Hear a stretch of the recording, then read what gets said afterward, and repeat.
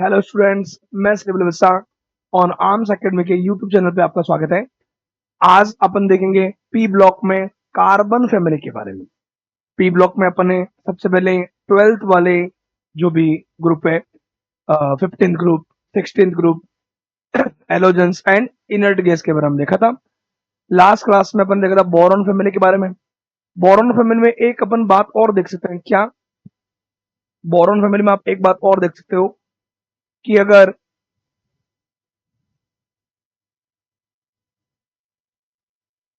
हम back bonding देखते हैं,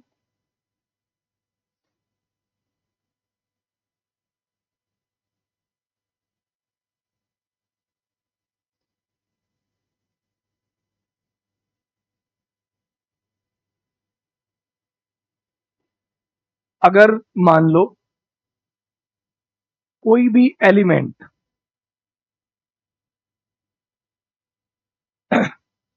कोई एलिमेंट ऐसा है जो सेकंड पीरियड का हो या कभी कभार थर्ड पीरियड वाले हो, मतलब दो एलिमेंट के बीच में, ऐसा बोलते दो एलिमेंट के बीच में कोऑर्डिनेशन बॉन्ड मिलेगा। वो कोऑर्डिनेशन बॉन्ड भी कौन सा, सिग्मा नहीं, पाई कोऑर्डिनेशन बॉन्ड। और पाई कोऑर्डिनेशन बॉन्ड उनमें मिलेगा जिनमें से एक एलिमेंट कम से कम क्या हो, सेकंड पीरियड का। दूसरा एलिमेंट सेकंड पीरियड का भी हो सकता है और कभी कभार थर्ड पीरियड वाला भी हो सकता है। जनरली अगर सेकंड पीरियड वाला होगा तो आपको पता पाई बॉन्ड में ऑर्बिटल थोड़े दूर होते हैं, तो अगर जितना अगर वो पास में होंगे उतनी ओवरलैपिंग क्या होगी, ज्यादा होगी, उतना बॉन्ड क्या होगा, स्ट्रांग होगा। तो जैसे देखो, जैसे मान लो बोरॉन है, boron, fluorine, fluorine and fluorine, BF3। तो BF3 में ये जो फ्लोरीन है, फ्लोरीन के पास पता है आपको वैलेंस इलेक्ट्रॉन कितना, 7 है ना। तो 7 में से वन वन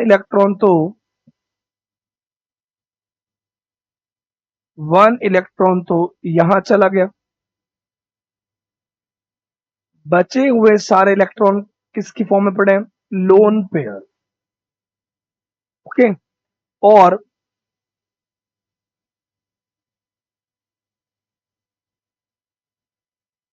बोरॉन में एक ऑर्बिटल क्या पड़ा है, वैकेंट। क्योंकि बोरॉन का अगर आप कॉन्फ़िगरेशन देखो, 5 नंबर में 1s2, 2s2, 2p1।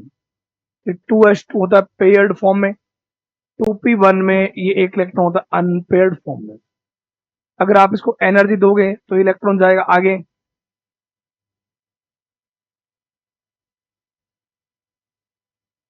अभी भी इसमें एक ऑर्बिटल क्या पड़ा है, वैकेंट पड़ा है। तो इसके पास वैकेंट ऑर्बिटल है। फ्लोरीन के पास में क्या है, लोन पेयर। तो ये लोन पेयर डोनेट होंगे वैकेंट ऑर्बिटल में। और सिग्मा के बाद कौन सा बॉन्ड बनता है, पाई। पाई कोऑर्डिनेशन बॉन्ड को बोलते हैं बैक बॉन्डिंग।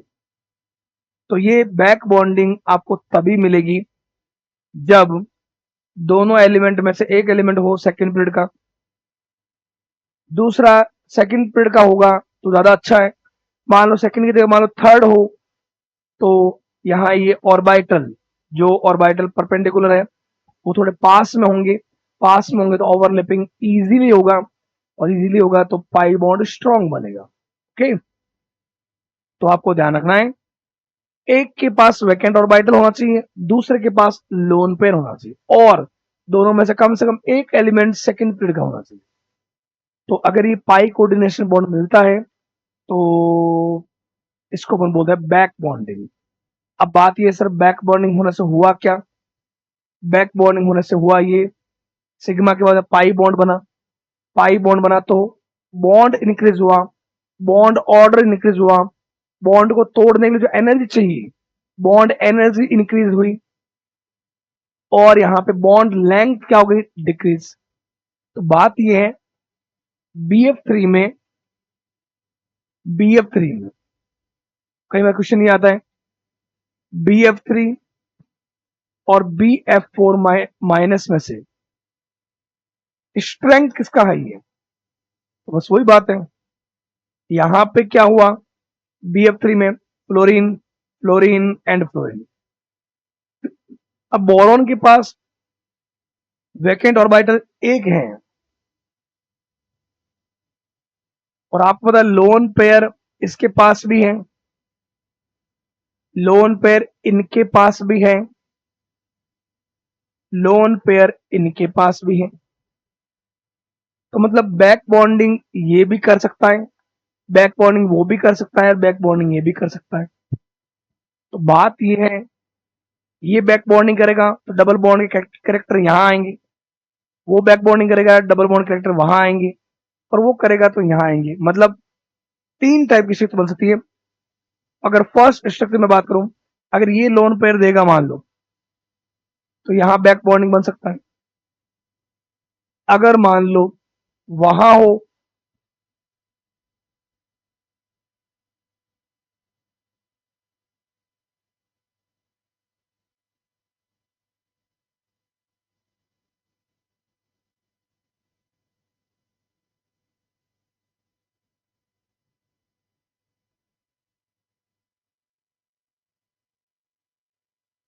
और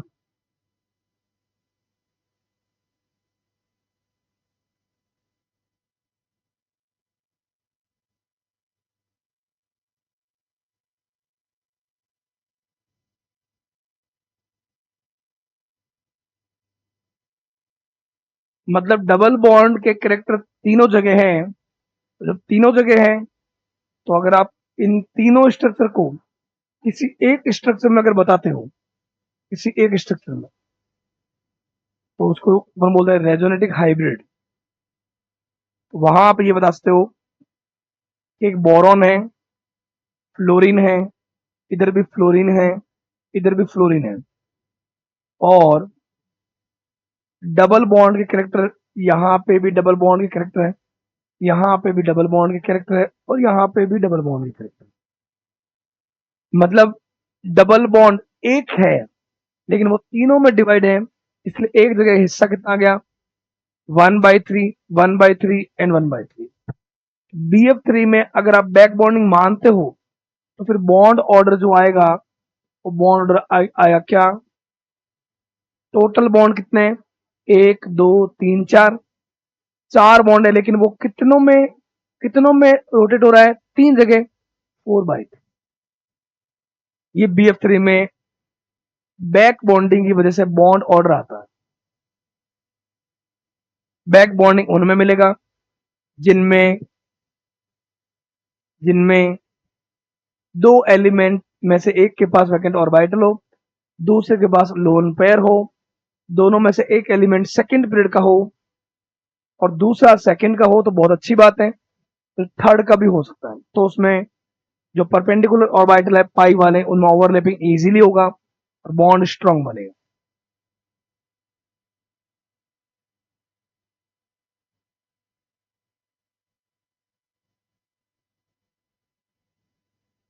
तो BF3 में बॉन्ड ऑर्डर क्या आया, 4/3। सिग्मा बॉन्ड कितने, 1 सिग्मा, 2 सिग्मा, 3 सिग्मा। तो 3 सिग्मा मतलब ये क्या है, sp2 है, sp2 है ना, sp2 है ये। इसके अलावा अगर अपन यही बात करें उस BF4- में, एक चीज हमेशा ध्यान रखना, अगर आपको कभी भी किसी भी सेंट्रल एटम के साथ में हेलोजन अटैच मिले और माइनस मिले, तो जितने माइनस होंगे उतने क्या होंगे, कोऑर्डिनेशन बॉन्ड। ये BF4- में भी 1 2 और 3, और ये चौथा बॉन्ड जो है F- के साथ कोऑर्डिनेशन बॉन्ड होता है। ये भी फ्लोरीन, ये भी फ्लोरीन, ये भी फ्लोरीन। अब वही बात है, एवरी बोरॉन फ्लोरीन बॉन्ड क्या है, सिंगल बॉन्ड है।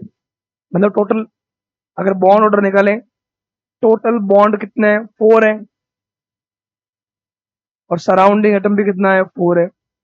मतलब एवरी बोरॉन फ्लोरीन के बीच में एक सिंगल बॉन्ड है। क्योंकि BF3 में क्या आ रहा था, 4/3, 1.33, वहां बॉन्ड ऑर्डर हाई आ रहा था, बॉन्ड एनर्जी हाई आएगी, बॉन्ड स्ट्रेंथ हाई आएगी, यहाँ पे कम आएगी। तो बैक बॉन्डिंग से BF3 का बॉन्ड स्ट्रेंथ हाई मिलता है BF4 माइनस।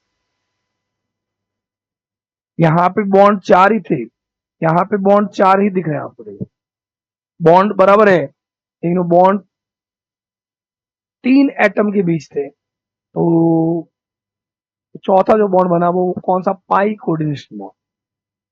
ओके, तो बैक बॉन्डिंग होता है, pi coordination bond is known as back bonding. किसमें मिलेगा, when one element should be present in second period and other element जो है वो किससे, सेकेंड पीरियड से या थर्ड पीरियड से होता है। One element should be having minimum one lone pair, एक लोन पेयर होना चाहिए, and other element should be having minimum one vacant orbital, एक कम से कम वैकेंट ऑर्बिटल। ओके, इसका एक एग्जांपल और देख लेते हैं अपन, जहां बैक बॉन्डिंग से और भी क्या चेंज आता है वो भी मैं बता देता हूं आपको क्या होता है। एक आपको दिया जाएगा example, tri methyl amine,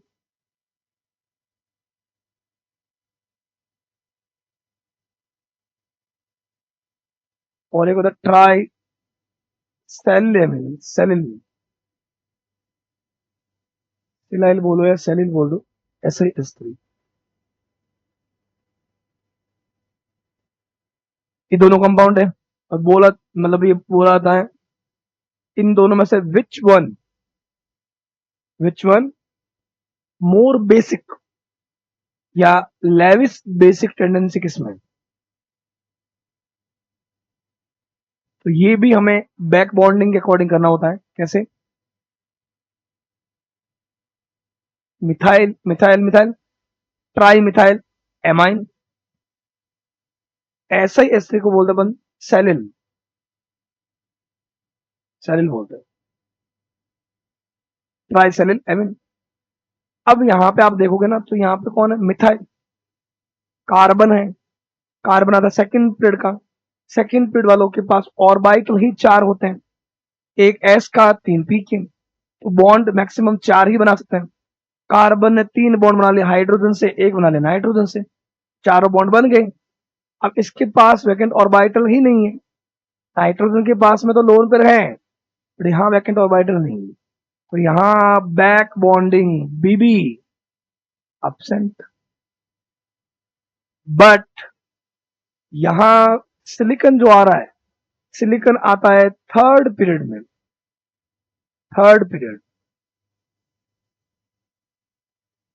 period में क्या वैकेंट होता है, 3D ऑर्बिटल, यहां लोन पर है, तो लोन पर देखिए क्या बनाएगा, पाई कोऑर्डिनेशन बॉन्ड।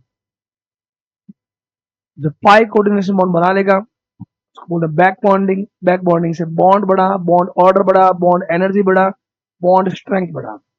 लेकिन इसका लोन पेयर चला गया बैक बॉन्डिंग में, अब इसके पास देने के लिए कुछ भी नहीं है, तो जो देगा जिसके पास लोन पेयर होगा, इसका लोन पेयर बैक बॉन्डिंग में गया नहीं क्योंकि बैक बॉन्डिंग के लिए इसके पास वैकेंट ऑर्बिटल नहीं है, तो लोन पेयर इसके पास है, ये लोन पेयर दे सकता है। जो लोन पेयर ज्यादा देगा या इजीली देगा वो क्या होगा, लेविस बेस। तो लेविस बेस ज्यादा अच्छा कौन है, trimethylamine as compare to trisilylamine. Okay, तो यहां पूछते हो back bonding absent, so lone pair can donate and behave like other Lewis base.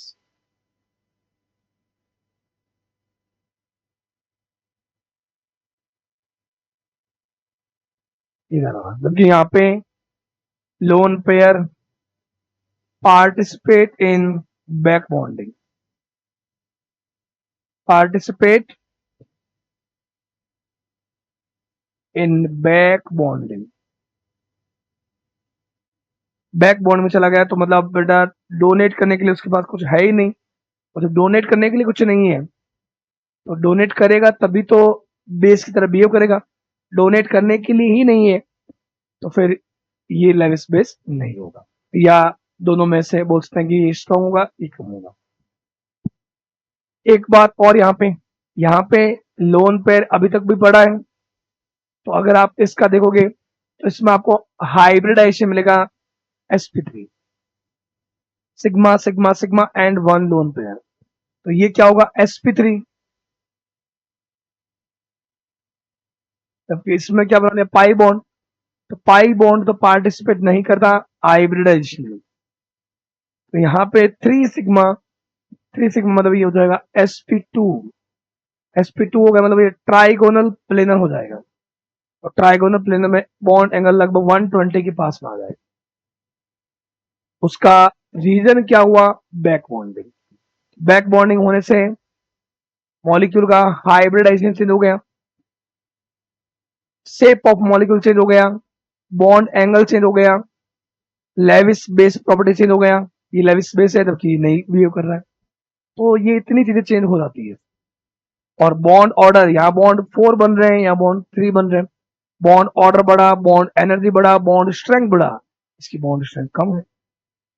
Okay, तो बैक बॉन्डिंग मेनली किन में होता है, जिनमें जिनमें एक के पास लोन पे रहो, दूसरे के पास वैकेंट ऑर्बिटल हो, कम से कम दोनों में से एक जो है वो क्या हो, सेकंड पीरियड का। ओके, तो ये आपको ध्यान रखना है बैक बॉन्डिंग में।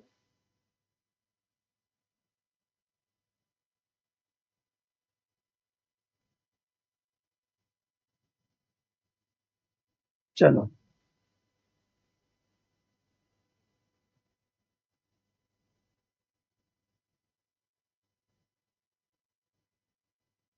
ये थोड़ा बैक बॉन्डिंग में ध्यान रखना। बैक बॉन्डिंग में आपको मेरे को बताना था कि बोरॉन फैमिली में बैक बॉन्डिंग जो है वो भी इंपॉर्टेंट रहता है, और बैक बॉन्डिंग से bond order, bond strength, bond energy उसका बढ़ेगा, हाइब्रिडाइजेशन चेंज होगा, जिससे ज्योमेट्री या शेप ऑफ मॉलिक्यूल चेंज होगा, बॉन्ड एंगल चेंज होगा, ये सारी चीजों में चेंज होगा। और बात ये उन्हीं में मिलेगा जिनमें से दो एलिमेंट के बीच में बॉन्डिंग मिलेगी, इसमें एक के पास लोन पेयर हो, दूसरे के पास सेकंड ऑर्बिटल हो, दोनों में से एक एलिमेंट सेकंड पीरियड का होना चाहिए। अगर तुम थर्ड पीरियड या फोर्थ पीरियड लोगे तो उनके ऑर्बिटल दूर होंगे, तो ओवरलैपिंग इजीली या अच्छे से नहीं हो पाएगी, इसलिए नहीं शो कर। ठीक, बैक बॉन्डिंग का इसलिए ऑर्डर अगर बोला जाए, बैक बॉन्डिंग का ऑर्डर भी होता है 2p पाई 2p पाई। अब ये दिमाग में सब 2p पाई कैसे, बोरॉन का ये ऑर्बिटल जो है वैकेंट, ये कौन सा है, p वाला, तो ये p, फ्लोरीन के लोन पेयर भी p में पड़े रहते हैं, और इनमें क्या हो रही है, ओवरलैपिंग, बॉन्ड कौन सा बन रहा है, पाई, इसलिए इसको बोलते हैं p पाई p पाई। तो सबसे अच्छा, सबसे ज्यादा 2p पाई 2p पाई, उसके बाद में 2p पाई 3p पाई, वो n बढ़ेगा उसके साथ ओवरलैपिंग कम होगा। नेक्स्ट अपन आते हैं 14th ग्रुप, कार्बन फैमिली, जिसको अपन ट्रिक से क्या याद करते हैं, कहे सीता जी सुनो प्रभु फिर से, कहे मतलब carbon, Sita means silicon, G means germanium, सुनो means SN tin, Prabhu means lead, and फिर से फ्लेवोरियम। और ऐसा भी लोग याद रखते हैं, काशी गए संत प्रभु फिर से। तो आप अगर ये देखते हो, जर्मेनियम, टिन, लेड, ये सारे मिलते हैं 14 में। कार्बन जो है सबसे ज्यादा मिलने वाला एलिमेंट में किस नंबर आता है, 17। Okay, it is widely distributed in nature, free as well as in the combined state. Combined state में कार्बन तो आपको पता ही है, कार्बन के ऊपर तो पूरी ऑर्गेनिक केमिस्ट्री बनी है, तो मतलब फ्री स्टेट में भी मिलता ही, और कंबाइंड स्टेट में भी इसके बहुत से मॉलिक्यूल, पूरी ऑर्गेनिक केमिस्ट्री के मॉलिक्यूल है, तो दोनों फॉर्म में मिल सकता है। ग्रेफाइट एंड डायमंड जो है वो इसके एलिमेंटल फॉर्म होते हैं, जिसको अपन बोलते हैं एलोट्रॉप्स बोलते हैं।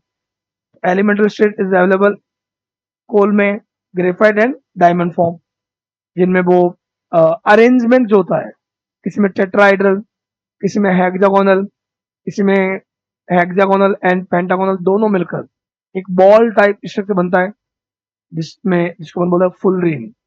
तो ऐसा कुछ मिलता है अरेंजमेंट में, हाइब्रिडाइजेशन में, इनमें सब में चेंज मिलता है ना। It is present as metal carbonate. इसके अलावा कुछ मेटल के कार्बोनेट जो होते हैं, जैसे और कुछ याद हो ना हो, ये जनरली अपन सुनते ही सोडियम कार्बोनेट, उसका कार्बन है ये। हाइड्रोकार्बन एंड कार्बन डाइऑक्साइड, अपने एनवायरमेंट में कार्बन डाइऑक्साइड कितनी 0.03% टोटल गैस का in air. One can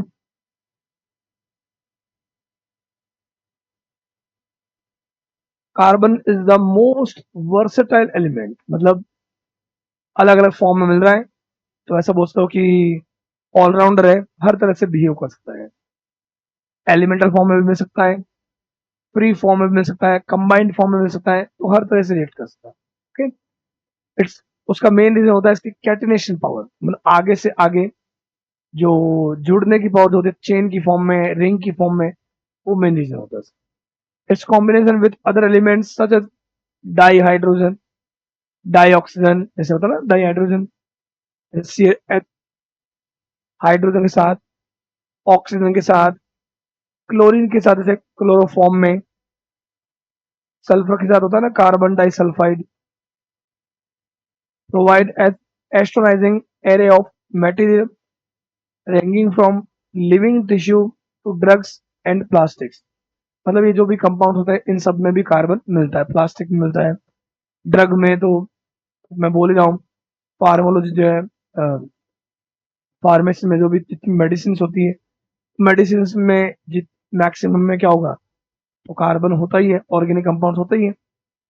organic chemistry is devoted to carbon containing compound, it is an essential constituent of all living organism। शुरुआत में organic chemistry की definition भी living organism से ही आई थी, है ना। फिर बाद में बोला गया था कि कार्बन एंड इट्स कंपाउंड्स या हाइड्रोकार्बन जो होते हैं जिनसे बनते हैं, वो केमिस्ट्री का जो भी ब्रांच है, उसको ऑर्गेनिक केमिस्ट्री बोला गया था।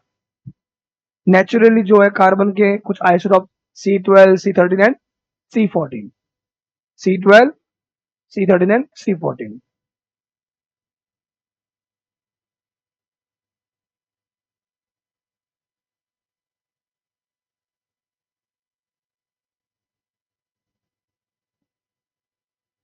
In third isotop C14 is also present, it is a radioactive। Carbon का जो C14 है वो क्या होता है, रेडियो एक्टिव होता है, जिसका हाफ लाइफ ये इतना होता है, ये नॉर्मल आपको ध्यान रखना है। इसके अलावा silicon is the second, carbon के ही ग्रुप में कौन आता है, सिलिकॉन। तो सिलिकॉन जो होता है, जितने भी एलिमेंट्स हैं उनमें अर्थ पर सबसे ज्यादा मिलने वाला सेकंड एलिमेंट होता है। सबसे ज्यादा मिलता कौन, ऑक्सीजन, 46.6%। कितना, 46%।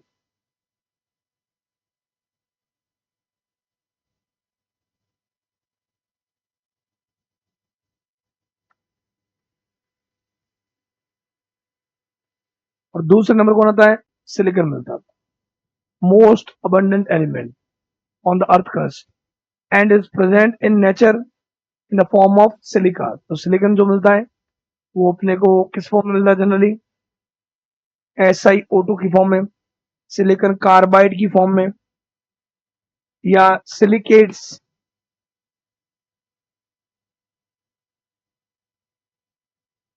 सीमेंट जो होता है, सीमेंट में मेन कंपोनेंट होता है SiO2, सिलिका। तो सीमेंट का भी ये क्या होता है, देखो, it is a very important component of ceramics, glass and cement. Okay, germanium जो होता है बहुत कम अमाउंट में मिलता है, बहुत कम। और टिन अकर्स, केसिटेराइट, टिन का एक कंपाउंड जानना, SnO2।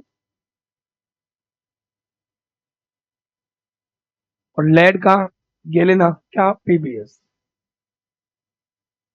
तो ये मेनली ध्यान रखना अपने को किस फॉर्म में मिलता है, कौन कम मिलता है, कौन ज्यादा मिलता है, वो उस अकॉर्डिंग अगर इनमें क्वेश्चंस आते भी है तो जनरली आपको मिनरल्स जो है, मिनरल्स का फॉर्मूला और उसको मैच द फॉलोइंग के फॉर्म में आ सकता है। फ्लेवोरबियम जो आता है वो न्यू डिस्कवर्ड एलिमेंट है, जो आपको पता ही है 92 के बाद में जितने भी एलिमेंट्स है वो सारे क्या है, रेडियो एक्टिव एलिमेंट और सिंथेटिक एलिमेंट होते हैं, मैन मेड एलिमेंट होते हैं। तो फ्लेवोरबियम भी क्या होता है, सिंथेटिक और radio active element. Okay, filter form of germanium and silicon are used to make transistors. Semiconductor पढ़ते फिजिक्स में तो वहां पे बहुत जगह सिलिकॉन और जर्मेनियम का यूज किया जाता है ट्रांजिस्टर में। ये तो यूज है, ये तो आपको सीधे याद रखना पड़ेगा। फ्लेवोरबियम जो आता है, फ्लेवोरबियम 114 पे, 100 के बाद जो भी एलिमेंट है, 100 के बाद जो उसका एटॉमिक नंबर होगा लास्ट वाला, 100 के बाद वही उसका ग्रुप नंबर होगा। ये क्या है 114 में, तो 100 के बाद लास्ट 2 डिजिट कितनी है 14, तो इसका ग्रुप नंबर भी कौन सा होगा 14। 100 वाले किसमें आएंगे वैसे, 7th पीरियड में, तो उनका पीरियड कौन सा है 7। तो 14 ग्रुप आता है पी ब्लॉक में, तो ब्लॉक पी हो गया, ग्रुप 14 हो गया और पीरियड कौन सा 7। ओके, फिर आता है इनकी प्रॉपर्टीज के बारे में। तो प्रॉपर्टीज में जो है वही जनरली कौन कौन से, टॉप से बॉटम गए, टॉप से बॉटम जाने पर number of shell, number of shell का होगा इंक्रीज, तो क्या इंक्रीज होगा रेडियस, और रेडियस इंक्रीज होगा तो इलेक्ट्रॉन बहुत दूर चला जाएगा, तो बहुत दूर चला जाएगा तो उसको निकालना इजी होगा, तो एनर्जी क्या देनी पड़ेगी कम, तो वो एनर्जी कौन सी, आयोनाइजेशन। तो आयोनाइजेशन एनर्जी जिसको अपन बोलते हैं आईपी, रेडियस के क्या होगा इनवर्स। ओके, यहाँ पे थोड़ा रेडियस में एक बात अभी आपको वैल्यू देखेंगे तो पता चलेगा, यहाँ पे क्या होगा कार्बन से सिलिकॉन इंक्रीज होगा, बट सिलिकॉन से जो जर्मेनियम है ये बहुत कम इंक्रीज होगा। फिर एसएन, फिर पीबी, ये कम इंक्रीज होने का कारण बोरॉन फैमिली में यहाँ कौन था एल्यूमिनियम और गैलियम, एल्यूमिनियम और गैलियम के बीच में कौन सा था ट्रांजिशन कॉन्ट्रैक्शन। तो यहां पर भी सिलिकॉन और जर्मेनियम जो है, सिलिकॉन जर्मेनियम में कितने 18, 18 का डिफरेंस मिल रहा है। 18 का डिफरेंस मिलेगा तो 18 इलेक्ट्रॉन में से 10 इलेक्ट्रॉन डी में जाते हैं, डी के इलेक्ट्रॉन न्यूक्लियस से बहुत दूर है, शील्डिंग इफेक्ट कम होगा, शील्डिंग इफेक्ट कम होगा, जेफ बढ़ेगा तो रेडियस कम हो जाएगी, वहां पे रेडियस, यहाँ पे रेडियस थोड़ा बहुत कम बढ़ेगी, इसकी लगभग 118 पिकोमीटर होता है, इसका 122 पिकोमीटर होता है, तो बहुत कम इंक्रीज होता है ड्यू टू ट्रांजिशन कॉन्ट्रैक्शन। बाकी तो आपको बताइए ग्रुप में जाओगे तो नंबर ऑफ शेल बढ़ेगा, तो इलेक्ट्रॉन दूर जाएगा, तो वो डिस्टेंस जो है उसको अपन क्या बोलेंगे रेडियस, रेडियस इंक्रीज होगा। आईपी क्या होगा डिक्रीज, आईपी क्या होगा डिक्रीज। और ईएन, ईएन थोड़ा सा ध्यान रखना पड़ेगा इसमें, कार्बन का ईएन, कार्बन का ईएन मिला था 2.5, सिलिकॉन का क्योंकि ईएन भी ग्रुप में जाओगी, तो ग्रुप में जाओगे तो साइज बढ़ेगा तो एट्रैक्शन कम होगा, तो एट्रैक्शन के साथ ये भी कम होना चाहिए, तो ये मिलेगा 1.8। फिर जर्मेनियम एसएन, इनका भी 1.8 ही मिला था, लेड का 1.9 मिला था,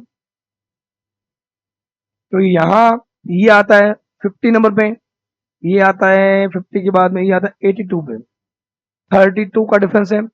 जहां 32 का डिफरेंस होता है वहां पे जेड इफेक्टिव डोमिनेंट होता है और अट्रैक्शन बढ़ेगा तो ईएन भी इंक्रीज होगा। फिर यहाँ डेंसिटी बताऊंगा मैं आपको, डेंसिटी थोड़ा चेंज मिलेगा। डेंसिटी जो है जनरली टॉप से बॉटम इंक्रीज होता है, बट यहाँ एक चीज मिलेगा आपको, बताऊंगा अभी सिलिकॉन के लिए। सिलिकॉन वाला जो है उसका वॉल्यूम बढ़ जाएगा, डेंसिटी कम मिलेगी। मेल्टिंग पॉइंट, बॉइलिंग पॉइंट में मैंने आपको पीछे भी बोला था, अभी बोल रहा हूँ, बोरॉन फैमिली और कार्बन फैमिली में टॉप से बॉटम कम होगा, मतलब पी ब्लॉक में जितनी भी ग्रुप है, बाकी में नाइट्रोजन, ऑक्सीजन और हेलोजन, उनमें टॉप से बॉटम मास बढ़ने के साथ बढ़ेगा, क्योंकि वो मिलता है मॉलिक्यूलर फॉर्म में। उनमें बॉन्ड होता है van der Waal bond, van der Waal force directly proportional to mass. But boron और कार्बन फैमिली में जनरली टॉप से बॉटम कम होगा। उसका रीजन ये होता है, कार्बन के कंपाउंड से डायमंड, ग्रेफाइट, इनमें 3 डायमेंशनल कोवलेंट बॉन्ड मिलते हैं, 3 डायमेंशनल कोवलेंट बॉन्डिंग मिलती है। सिलिकॉन में भी ऐसा ही होता है। तो 3 डायमेंशनल कोवलेंट बॉन्डिंग स्ट्रांग होती है, बॉन्ड स्ट्रांग होगा। बॉन्ड अगर स्ट्रांग होगा तो एटम बहुत पास में होंगे, पास में होंगे तो अट्रैक्शन फोर्स हाई होगा। ज्यादा हार्ड होंगे तो मेल्टिंग पॉइंट हाई होगा, melting point, boiling point. Okay, तो ये अपने को थोड़ा सा ध्यान रखना है। इसका ये आपको मिलेगा, देखो एटॉमिक नंबर कार्बन का 6 और सिलिकॉन का 14, जर्मनी 32, 50 एंड 82। यहां डिफरेंस कितना मिला, 32 का। एटॉमिक मास कार्बन से लेड तक मास भी क्या होगा, इंक्रीज। और कुछ याद रहे ना रहे, कार्बन का 12 और सिलिकॉन का 28, इतना जरूर याद है, ठीक है। इलेक्ट्रॉनिक कॉन्फ़िगरेशन बाहर वाला क्या मिलेगा, NH2 Np2, कार्बन में 2s2 2p2, सिलिकॉन में 3s2 3p2, 4s2 4p2, 5s2 5p2 and 6s2 6p2। और आगे जो आएगा फ्लेवर भी उसमें 7s2 7p2। रेडियस देख लो, ये रेडियस इंक्रीज हुआ, ये देखो, बट ये सिर्फ देखो 180 से 122 हुआ। इतना सा इंक्रीज क्यों हुआ, क्योंकि यहाँ पे वही सिलिकॉन से जर्मेनियम जाओगे तो फर्स्ट टाइम डी में इलेक्ट्रॉन्स इंक्रीज होते हैं। डी में इलेक्ट्रॉन्स इंक्रीज होंगे तो डी वाले इलेक्ट्रॉन थोड़े दूर होंगे, शील्डिंग फिर कम होगा, जेफ बढ़ेगा, अट्रैक्शन बढ़ेगा तो रेडियस कम हो जाएगी, इसका आंसर।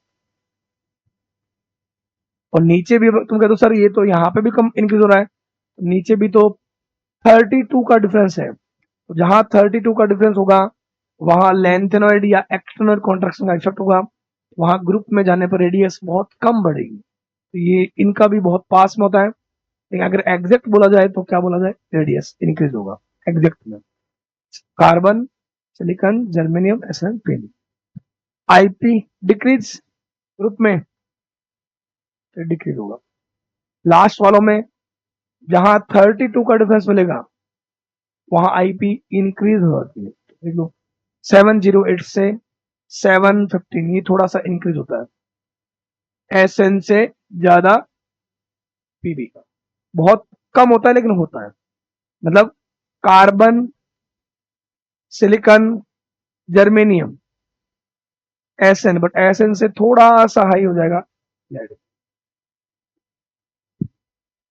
ओके, तो ये आप सब जगह देख सकते हो, देखो सेकेंड में भी 2352, 1577, 1537, फिर 1411, फिर थोड़ा सा इंक्रीज हो जाएगा, तो लगभग पूरे में मिलता है। ईएन अभी आपको मैंने बोला था, कार्बन का 2.5, सिलिकॉन का 1.8, फिर देखो 1.8 1.8, बट यहाँ क्या मिलेगा 1.9। तो जहां 32 का डिफरेंस मिलेगा वहां अट्रैक्शन बढ़ेगा, अट्रैक्शन बढ़ने से आप देख रहे हो आईपी भी इंक्रीज हो रहा है, रेडियस का डिफरेंस कम हो रहा है, ईएन भी इंक्रीज हो रहा है। डेंसिटी देखो, ये डेंसिटी है, डेंसिटी में जनरली डेंसिटी ग्रुप में क्या होता है, इंक्रीज, बट यहां सिलिकॉन का देखो कम मिला है। सबसे कम सिलिकॉन, फिर कार्बन, फिर जर्मेनियम, फिर एसएन और फिर पीबी। तो उसका रीजन ये होता है, सिलिकॉन के जो भी कंपाउंड्स हैं उसमें वॉल्यूम हाई मिलेगा, वॉल्यूम हाई मिलने से डेंसिटी क्या होगा, कम होगा। मेल्टिंग पॉइंट, बॉइलिंग पॉइंट, जैसा कि मैंने बोला था, कार्बन का जैसे डायमंड फॉर्म हो गया है ना, या ग्रेफाइट फॉर्म हो गया, तो इनमें 3 डायमेंशनल कोवलेंट बॉन्ड मिलेगा। और 3 डायमेंशनल कोवलेंट बॉन्ड तो आयोनिक बॉन्ड से भी ज्यादा स्ट्रांग होता है वहां, इसीलिए मेल्टिंग पॉइंट जो है कितना, लगभग 4000 केल्विन, फिर ये, फिर 1200, फिर 505, लास्ट में देख लो आप, फिर से लास्ट में थोड़ा सा ये इंक्रीज होता है, वही अट्रैक्शन की वजह से। बॉइलिंग पॉइंट कंटिन्यूसली क्या होगा, डिक्रीज। और इलेक्ट्रिकल रेजिस्टिविटी जो है, रो, वो आपको देख लो, वो आपके सामने है भाई, सीधी सी बात है। ऊपर वाले एलिमेंट जो होंगे वो नॉन मेटल है, नॉन मेटल का कंडक्टिविटी कम होगी, रेजिस्टिविटी ज्यादा होगी। कंडक्टिविटी किसमें, नीचे वाले एलिमेंट मेटल्स हैं तो उनमें कंडक्टिविटी ज्यादा होगी, क्योंकि रेजिस्टिविटी क्या होगी, कम। तो ये भी याद रख सकते हो। रेडियस इंक्रीजेज, सिलिकॉन जर्मेनियम में सर कम इंक्रीज हो रहा है, ऐसा क्यों, ट्रांजिशन कॉन्ट्रैक्शन की वजह से। एस एन पीबी में भी कम इंक्रीज हो रहा है, क्यों, 32 का डिफरेंस है, तो वहां पे लेंथ और कॉन्ट्रैक्शन का थोड़ा इफेक्ट रहेगा। आईपी कार्बन से लेकर एसएन तक लगातार डिक्रीज होगा, एसएन से पीबी इसलिए इंक्रीज हो गया, 32 का डिफरेंस जहां मिलेगा वहां आईपी थोड़ा सा इंक्रीज होगा। ईएन भी हल्का सा इंक्रीज हो रहा है, 1.8 से 1.9। डेंसिटी टॉप से बॉटम इंक्रीज होनी चाहिए, यहाँ थोड़ा सिलिकॉन का कम मिलता है बिकॉज उसका वॉल्यूम हाई मिलता है इसका। मेल्टिंग पॉइंट, बॉइलिंग पॉइंट भी टॉप से बॉटम इनमें डिक्रीज मिलेगा because upper element 3 dimensional covalent bonding show करेंगे और लोअर एलिमेंट में उनकी स्ट्रेंथ कम मिलेगी। ओके, फिर फिजिकल प्रॉपर्टीज में बात की जाए तो ग्रुप 14 में लगभग सारे क्या होता है, सॉलिड, कार्बन सॉलिड होता है ये। कार्बन और सिलिकॉन दोनों क्या होता है, नॉन मेटल्स। जर्मेनियम एंड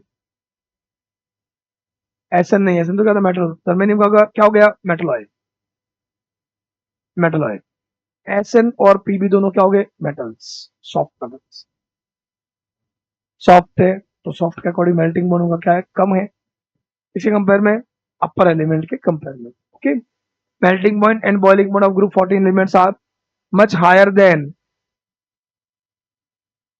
13 से भी ज्यादा। जैसे मान लो बोरॉन है, इधर कार्बन है, तो बोरॉन से ज्यादा कार्बन का होता है।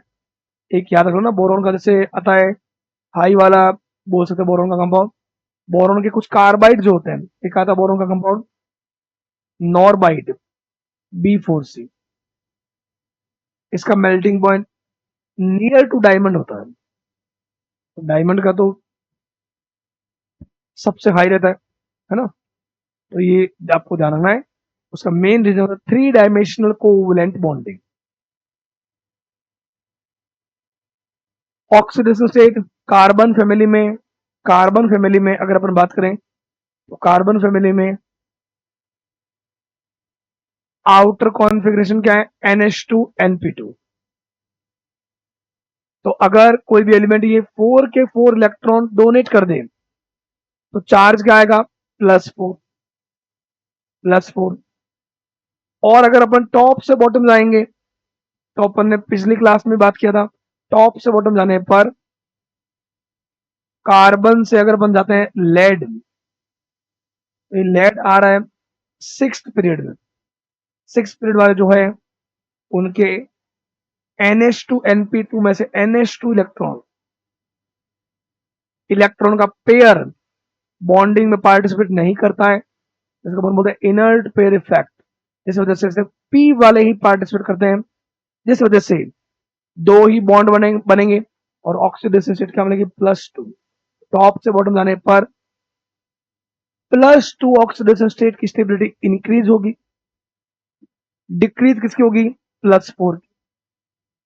तो अपर एलिमेंट जो है वो तो +4 शो करेंगे, लोअर एलिमेंट में +2 मिलेगा। ओके, ग्रुप 14 एलिमेंट है 4 electrons, outermost shell, common oxidation state क्या होगा, +4 एंड +2। कार्बन माइनस, माइनस में भी शो करता है, जैसे CH4 में कार्बन का -4 मिलता है, वो तो EN पर डिपेंड करेगा, आपको पता है। First 4 ion centre which very high, और इसी कारण से कार्बन के मैक्सिमम कंपाउंड कोवलेंट होते हैं और ऐसा बोलते हैं कोवलेंट भी है। दूसरा उसकी ऑक्सीडेशन स्टेट +4 मोर स्टेबल होती है। Okay, compound in +4 oxidation state are generally covalent in nature. Charge high होगा, पोलराइजेशन हाई होगा, पोलराइजेशन हाई होगा तो कोवलेंट कैरेक्टर भी हाई होगा। Oxidation state are generally covalent in nature. Heavier member, the tendency to show +2 oxidation state increases in sequence. तो heavy है नीचे वाले, उनमें +2 ऑक्सीडेशन स्टेट शो करने की नेचर इंक्रीज होगी, मतलब स्टेबिलिटी टॉप से बॉटम इंक्रीज होगा +2 का। It is due to the inert pair effect, inability of NH2 electrons, inability of NH2 electrons of valence cell participate in bonding। Carbon का भी +2 मिलता है, कौन? CO। और +4 में कौन मिलता है? CO2। +2 ये भी शो करता है वैसे, बट बात यही है कि टॉप से बॉटम जाने पर जो नीचे वाले एलिमेंट है उनमें तो अगर देखा जाए जैसे लेड है तो लेड का +2 मोर स्टेबल होता है +4 से। Okay, the relative stability of these two oxidation state vary down the group. Carbon and silicon mostly show +4 oxidation state. Germanium form stable compound in +4 state. Only few compound in +2। मतलब आपको कहना मतलब ये है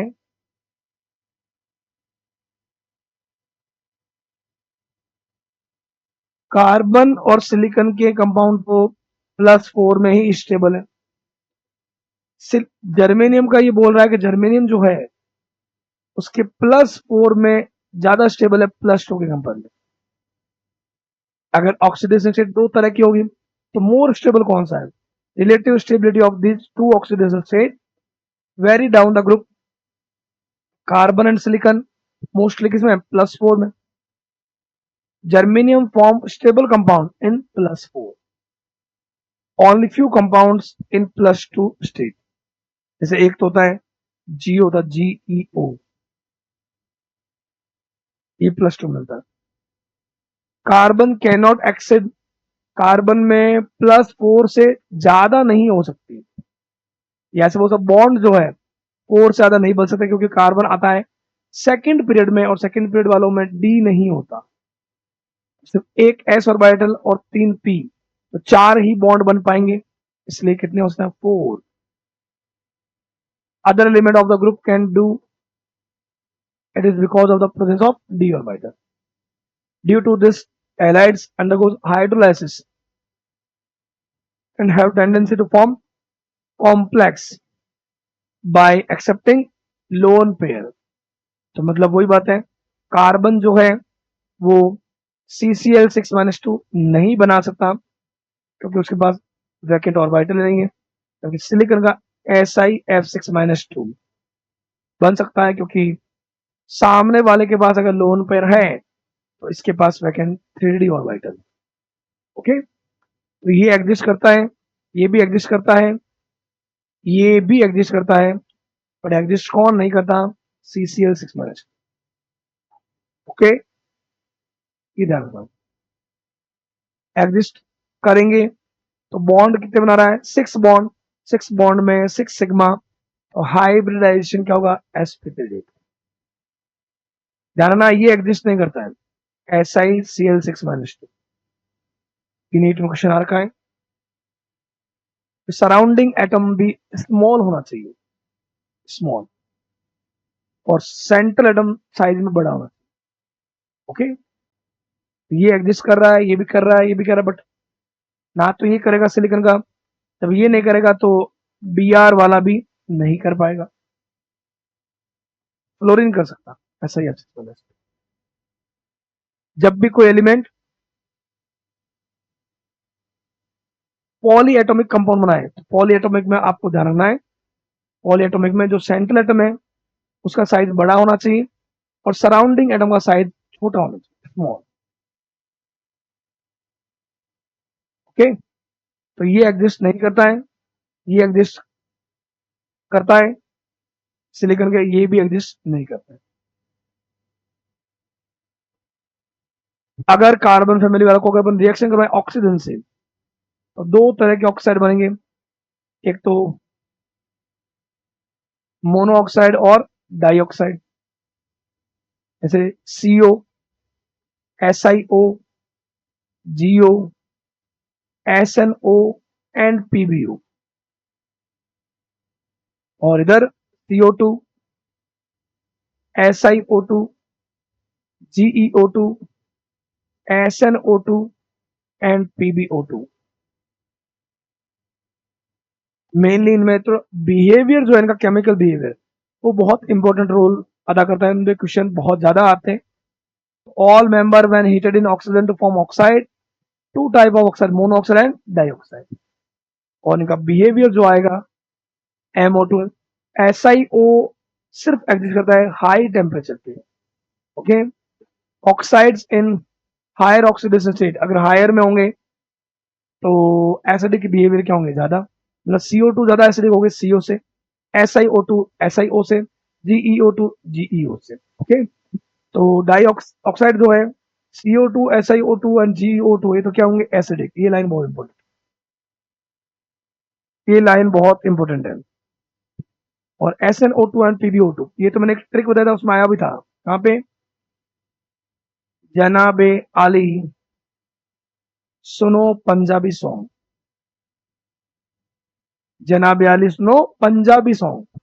तो ये जो है, ये ऐसे मेटल है जिनके ऑक्साइड और हाइड्रोक्साइड एम्फोटेरिक होता है, उसमें Sn और PbO2।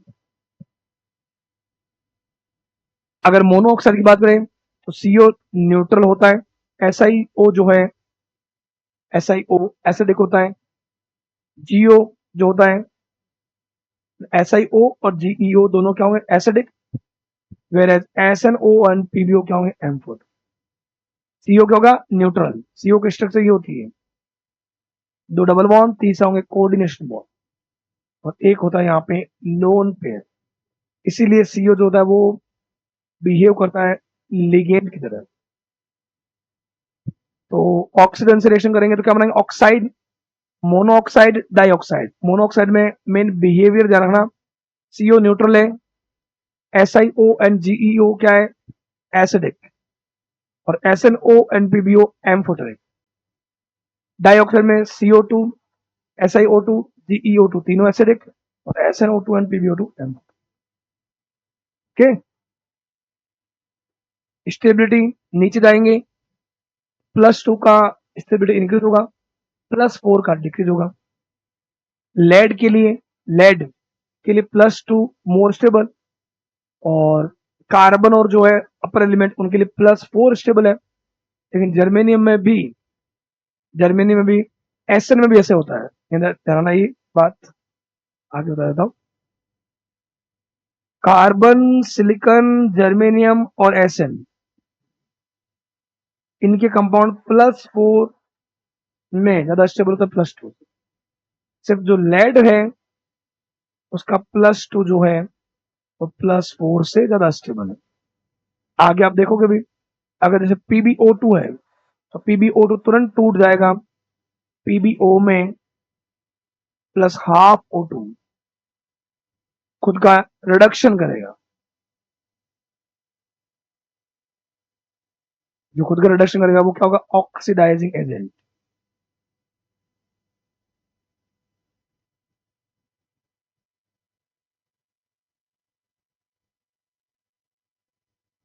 फिर नेक्स्ट है वाटर से reaction, carbon, silicon, germanium not affected by water, water से अफेक्टेड नहीं होते। सिर्फ एक जो टिन जो होता है वो स्ट्रीम वाटर के साथ, स्ट्रीम वाटर रिएक्शन करेगा और क्या बनाएगा, SnO2 एंड H2। SnO2 को अपन बोलते हैं केसिटेराइड। लेड भी अनअफेक्टेड रहता है क्योंकि लेड के ऊपर एक ऑक्साइड की लेयर बन जाती है, डायरेक्ट कांटेक्ट में नहीं आता वाटर के, ऐसा बोल सकते। जैसा एल्यूमिनियम में भी होता है, एल्यूमिनियम में भी ऑक्साइड की लेयर बन जाती है। ओके, तो कार्बन, सिलिकॉन, जर्मेनियम वाटर से रिएक्शन नहीं करते। जर्मेनियम एसन करता है, टिन, वो भी तब करता है जब वो क्या होता है, स्टीम वाटर।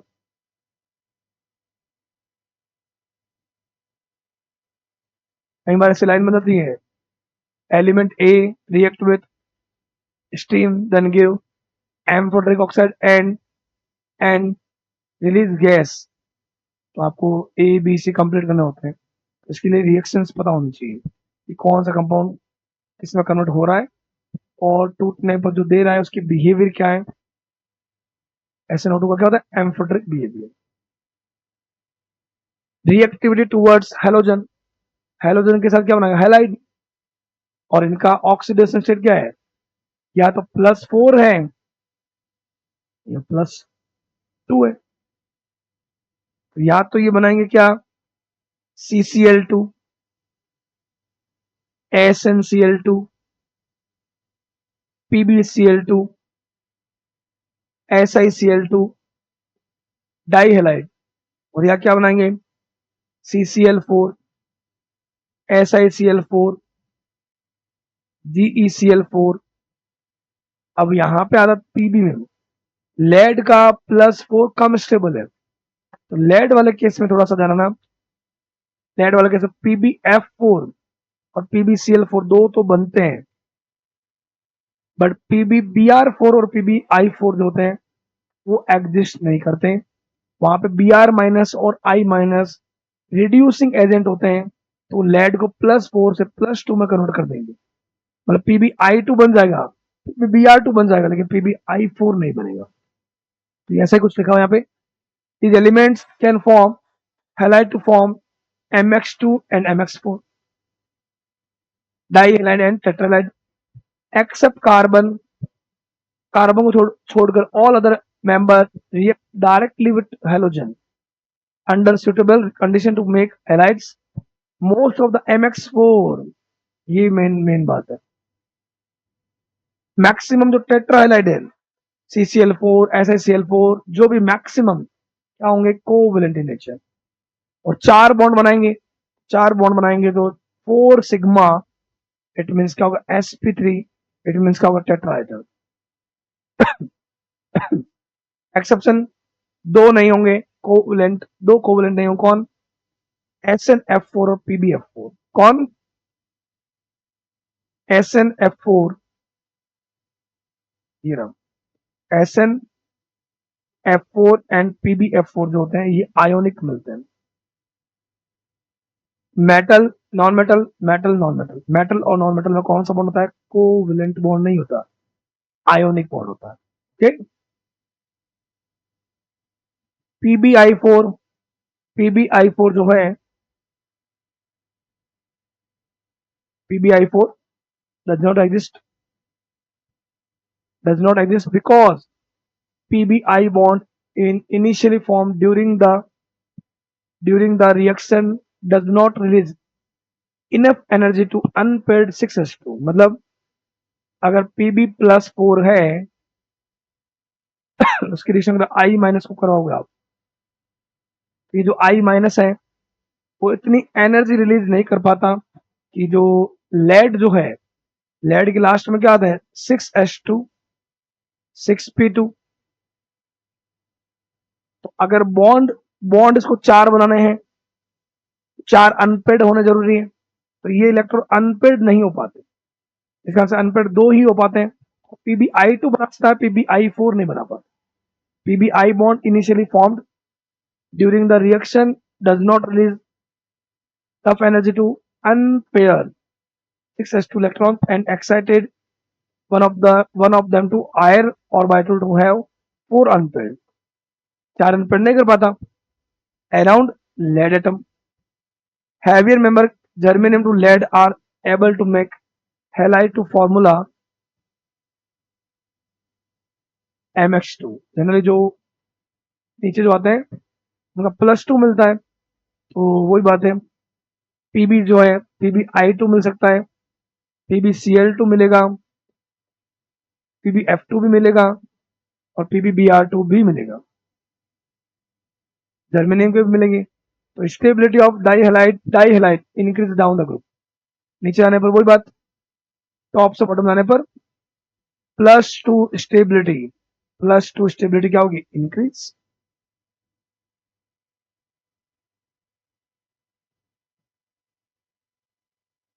ओके, लेकिन ये बात जो है, पीछे भी मैंने बोला, फिर से बोल रहा हूं, जो यहाँ पे देखो लिखा हुआ भी है, GeX4 is more stable than GeX2। Lead जो है मेन ये लेड के लिए ही ध्यान रखना, लेड के +2 वाले जो है वो +4 से ज्यादा स्टेबल होते हैं।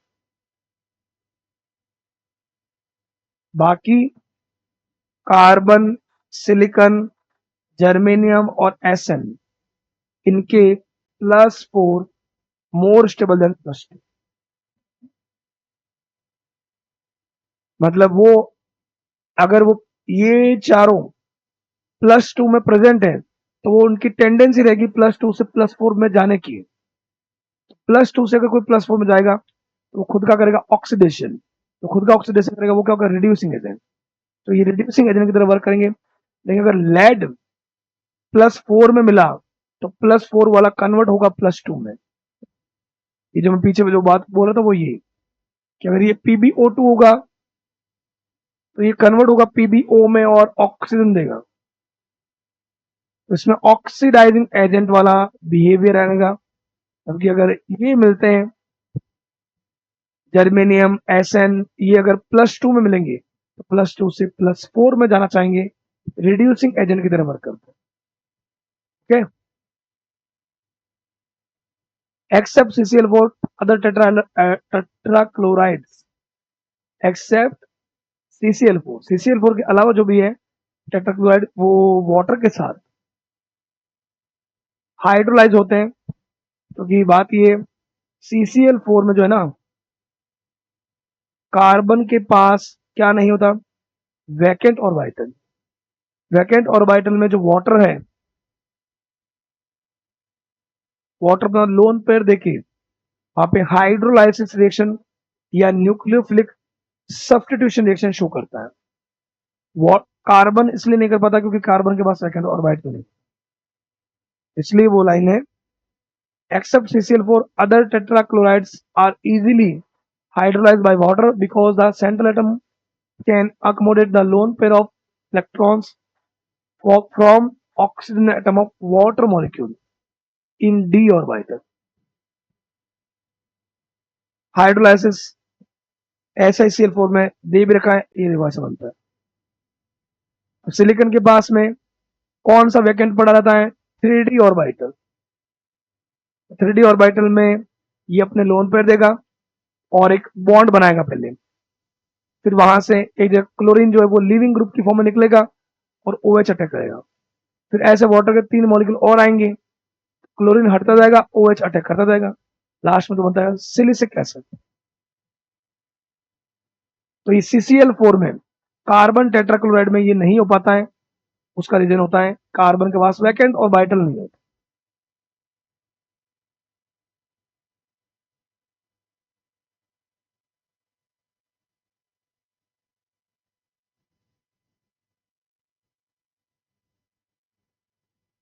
Important trends and anomalous behaviour of carbon. Carbon का डिफरेंट बिहेवियर, कार्बन भी अपने ग्रुप में टॉप पे आ रहा है, साइज छोटा होगा, IP हाई है, EN हाई है। कार्बन में तो एक वो भी पावर है, कौन सा, कैटिनेशन पावर। ऑर्गेनिक केमिस्ट्री में वो आगे से आगे चेन बनाता रहता है, रिंग बनाता रहता है, उसको बोलते कैटिनेशन पावर। कार्बन कार्बन में पाई बॉन्ड बनना, मल्टीपल पाई बॉन्ड बनना आसान रहता है क्योंकि ऑर्बिटल पास में रहते हैं। नीचे वाले एलिमेंट से सिलिकॉन ही होगा, सिलिकॉन का जो SiO2 होता है उसमें पाई बॉन्ड थोड़ी मिलता है, सिग्मा बॉन्ड मिलता है। कार्बन का CO2 में क्या मिलता है, डबल बॉन्ड मिलता है, पाई बॉन्ड। तो like first member of other group में तो first member different behaviour show कर रहा था, वैसा का वैसा कार्बन भी also different from rest of the member due to its smaller size, higher EN, higher IP and unavailability of d orbital. इसका आंसर ये भी 4 ही बॉन्ड बना पाएगा। Carbon only S1, 3 p orbital, therefore it can accommodate only 4 pair of electrons। तो इसकी covalency जो maximum वो 4 हो सकती है, वेरस अदर जो है उनकी 4 से ज्यादा हो सकती है। जैसे सिलिकॉन का SiF6-2 था, डी ऑर्बिटल में इसने लोन पे ले लिया। जर्मेनियम का Ge Cl6-2 था और Sn का OH6-2 था। ओके, तो कार्बन के पास ऑर्बिटल, आउटर ऑर्बिटल 4 ही है, इसलिए उसकी मैक्सिमम कोवेलेंसी 4 होगी, whereas other elements having more than 4.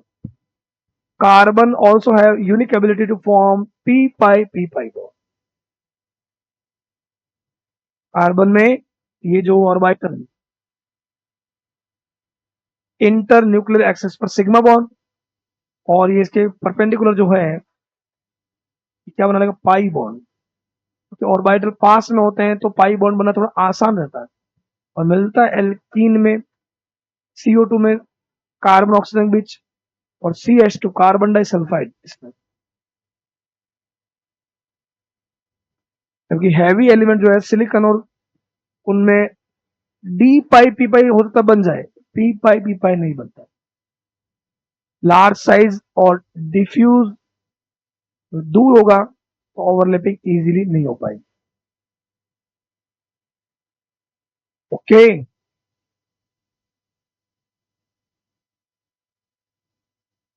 Carbon atoms having the tendency to link with another carbon. अगर मान लो एक चेन बना रहा है, जैसे ब्यूटेन, पेंटेन, हेक्सेन, ऑक्टेन, बहुत लंबी चेन भी बन सकती है। जैसे साबुन का फॉर्मूला आता है, मतलब कोई फैटी एसिड हो गए उनमें लॉन्ग चेन रहती है, कोई बात है। तो लॉन्ग चेन इसीलिए है क्योंकि कार्बन में कौन सी पावर है, कैटिनेशन, आगे से आगे जुड़ने की। इसके अलावा कई बार चेन की फॉर्म में भी।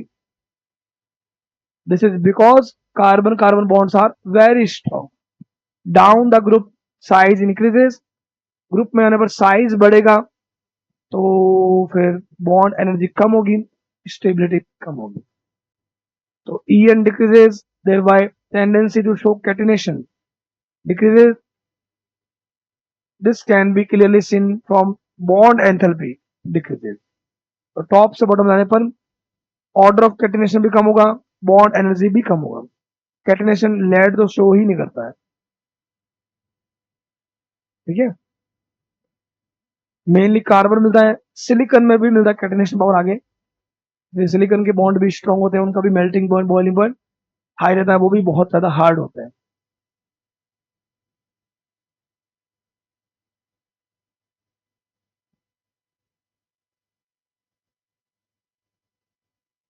ये आपके सामने है, कार्बन जो है फैमिली में टॉप से बॉटम जाने पर bond enthalpy, bond distance enthalpy decrease होगी तो स्टेबिलिटी भी कम होगी। Due to property of catenation, catenation आगे से आगे चेन की फॉर्म में या रिंग की फॉर्म में बेंजीन में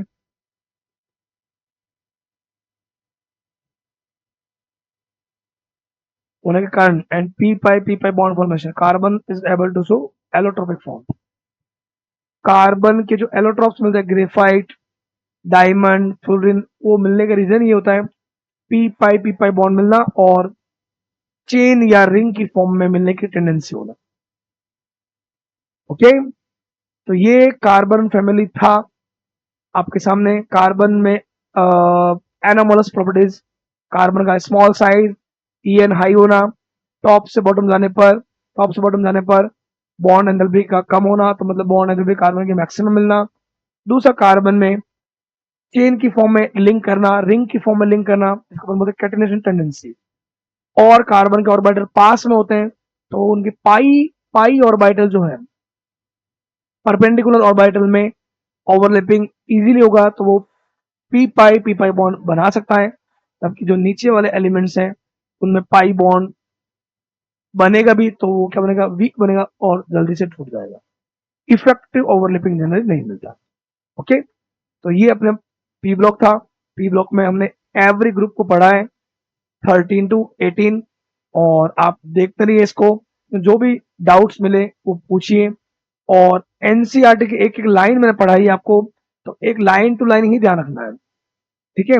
इसके अलावा कुछ अगर आप बात किया जाए, अगर एक थोड़ा ये भी मैं बता देता हूँ, ऑक्सी एसिड, सल्फर के जैसे ऑक्सी एसिड, फॉस्फोरस वाला तो अपन ने देखे थे, सल्फर के जो ऑक्सी एसिड होते हैं वो भी आप थोड़ा सा जानना, एनसीईआरटी से वो भी पढ़ लेना कभी, मान लो वो भी आ जाए।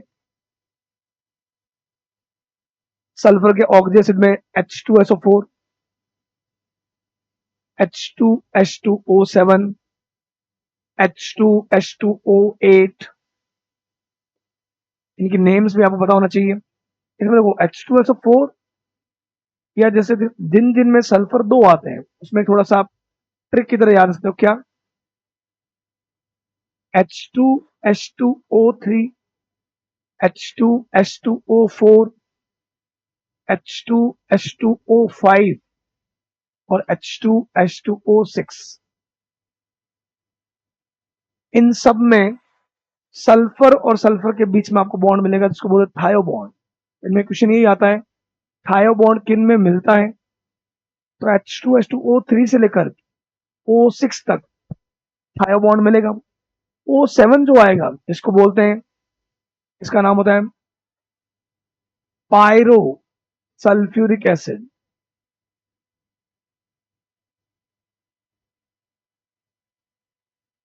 उसकी स्ट्रक्चर ऐसा होता है,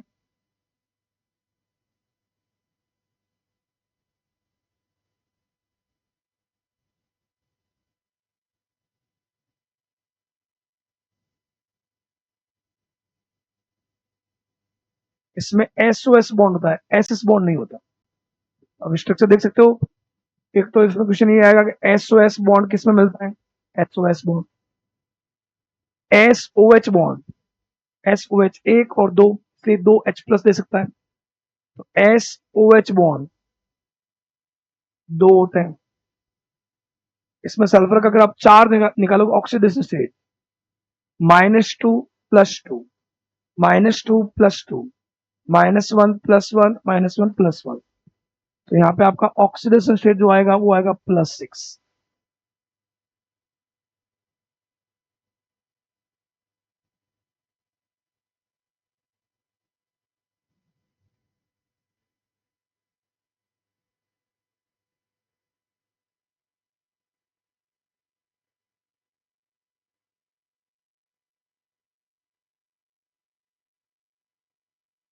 ऑक्सीडेशन स्टेट +6, SOH बॉन्ड 2 हो गए, SOS बॉन्ड इसमें मिलता है। ओके, इसमें जो सेंट्रल सल्फर है, 1 सिग्मा, 2 सिग्मा, 3 और 4, तो 4 सिग्मा मतलब ये sp3 होते हैं, ये भी आप ध्यान रख सकते हैं। इसका नाम होता है पायरो सल्फ्यूरिक एसिड।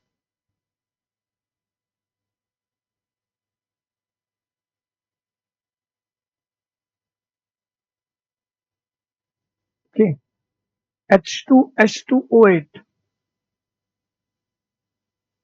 इसको बोलते हैं पर ऑक्सो डाई सल्फ्यूरिक एसिड।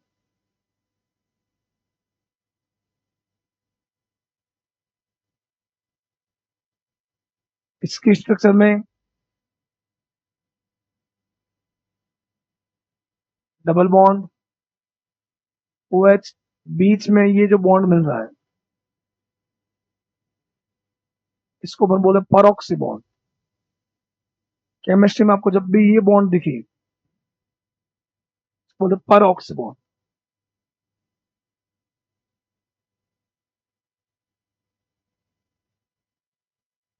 यहां पे भी ऑक्सीडेशन स्टेट आपको +6 ही मिलेगा। यहाँ जो बॉन्ड मिल रहा है वो देखो SOOS बॉन्ड मिलेगा।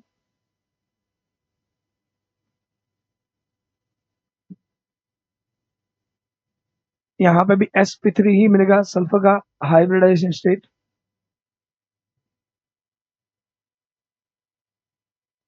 पर ऑक्सो डाइसल्फ्यूरिक एसिड, पर oxo disulphuric acid.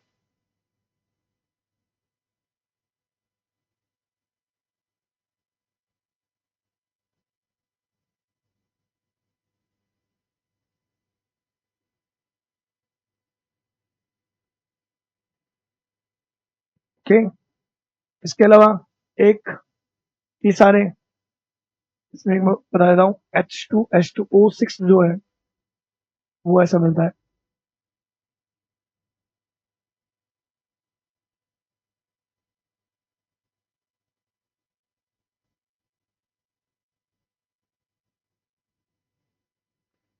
S bond आपके सामने है, H2H2O6। यहाँ अगर आप चार देखोगे, -2 +2 -2 +2 -1 +1, यहाँ सल्फर जो है वो +5 में है, +5 ऑक्सीडेशन स्टेट।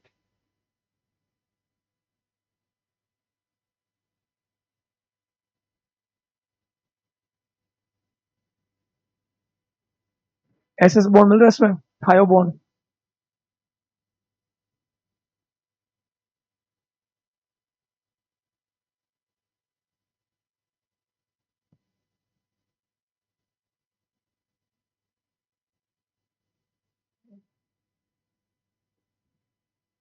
इसमें कई बार अगर H2SnO6 आ जाए तो उसको बोलते हैं पॉलीथायोनिक एसिड, कई बार ऐसा लिखा मिलता है H2SnO6।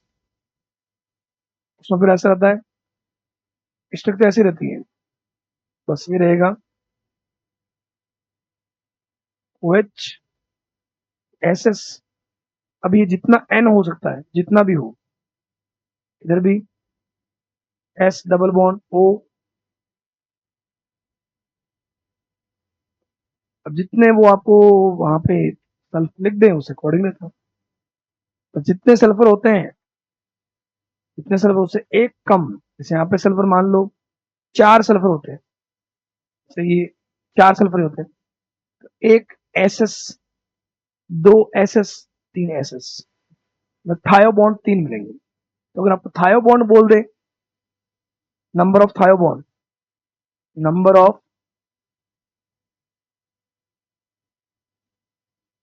थायो बॉन्ड, तो आप बोल सकते हो N-4। N क्या हो गया, जितने सल्फर है, वहां पे सल्फर जितने हैं उससे कम कर दो, इसको बोलते पॉलीथायोनिक एसिड, पॉलीथायोनिक एसिड।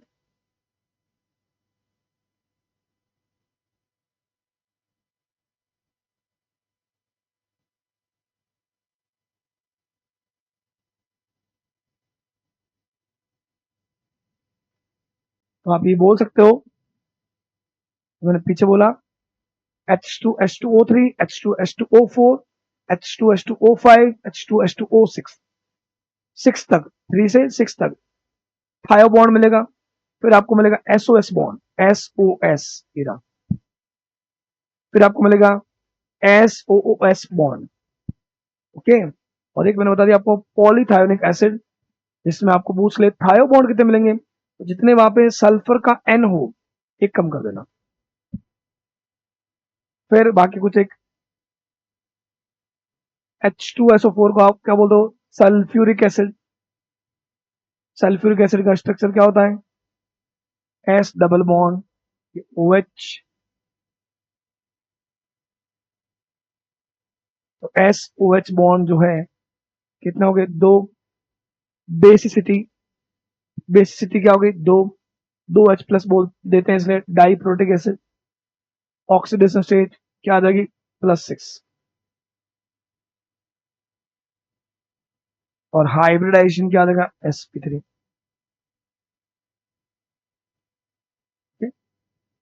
ये जो बॉन्ड मिलेगा, ये बॉन्ड बता सकते हो डी पाई पी पाई मिलता है, ऊपर वाला भी और नीचे वाला भी। H2SO4 में आपको बोला जाए कोऑर्डिनेशन बॉन्ड, कोऑर्डिनेशन बॉन्ड 2 मिलता है, 2 कोऑर्डिनेशन। किंग ऑफ एसिड बोलते हैं इसको, king of acid, sulphuric acid, oxidation acid +6, SOH bond 2 हो गए, sp3 इसका हाइब्रिडाइजेशन है, तो पी के बाद में जो बचे वो बनाएंगे pi bond, pi bond, sulphur का डी, ऑक्सीजन का पी, डी पाई पी पाई, डी पाई पी पाई।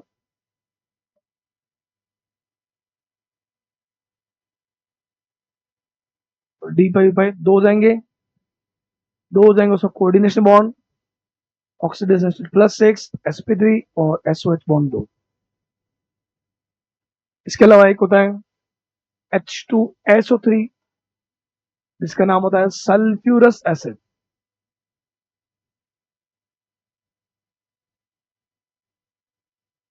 सल्फ्यूरस एसिड ये इसी से बनता है, वाटर के साथ SO2 को डाल दो, नॉन मेटल का ऑक्साइड वाटर के साथ अगर कोई ऐसा कंपाउंड दे जो टूटने पर H+ दे तो एसिडिक ऑक्साइड बोलते हैं अपन। तो ये रहा sulphur, double bond OH and OH, यहाँ एक लोन पेयर रहता है, एक H+, दो H+ देता है, तो इसका मतलब ये भी डाइप्रोटिक एसिड। यहाँ सल्फर का ऑक्सीडेशन स्टेट -1 +1 -1 +1 -2 +2, तो यहाँ +4 ऑक्सीडेशन स्टेट। सल्फ्यूरस एसिड में +4 ऑक्सीडेशन स्टेट, बीच वाला जो सल्फर है sp3 है, देख लो 3 सिग्मा 1 2 3 और एक lone pair, 3 sigma 1 lone pair का शेप ऑफ मॉलिक्यूल होता है पिरामिडल, ज्योमेट्री हो जाएगी sp3 है तो टेट्राइड, पाई बॉन्ड होगा डी पाई पी पाई। ये सल्फर के ऑक्सी एसिड थे, ये भी आपको मैं बता दिए, फॉस्फोरस के पहले बताए थे, बैक बॉन्ड ने भी आपको बता दिया, और कार्बन फैमिली के बारे में भी प्रॉपर्टीज आपको बता दिया। ओके, तो ये पी ब्लॉक था जो अपने नीट के कोर्स में है। ओके, मेंस में भी इतना ही है, तो आप देखते रहिए आर्म्स एकेडमी पे, जुड़े रहिए हमारे साथ। Thank you.